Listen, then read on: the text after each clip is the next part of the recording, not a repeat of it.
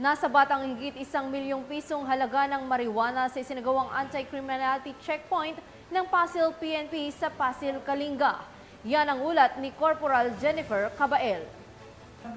Pagkasamsam ng 11,000 grams na marijuana dried leaves at stalks na may SDP na 1,320,000 ang isinagawang anti-criminality checkpoint ng mga tauhan ng Passil MPS kasama ng 2nd PMFC ng Kalinga PPO at RMFB 15 sa Junction Road, Puapo, Dangtalan, Passil, Kalinga nito lamang ika-18 ng Hulyo taong kasalukuyan.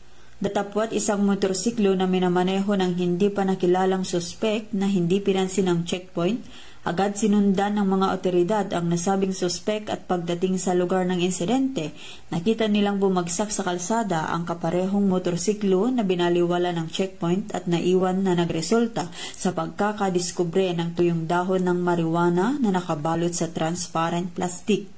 Isinagawa ang inventaryo ng mga nasamsam na ebidensya sa presensya ng mga witness at mga nasamsam na piraso ng ebidensya ay nasa kustudiya na ngayon ng Passil Municipal Police Station para sa dokumentasyon bago ang paglilipat sa Provincial Forensic Unit ng Kalinga.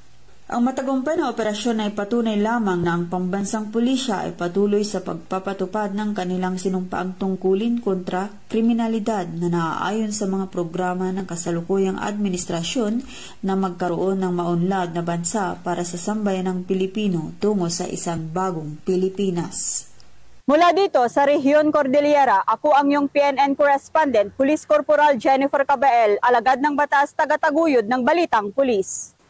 Maraming salamat, Police Corporal Cabael.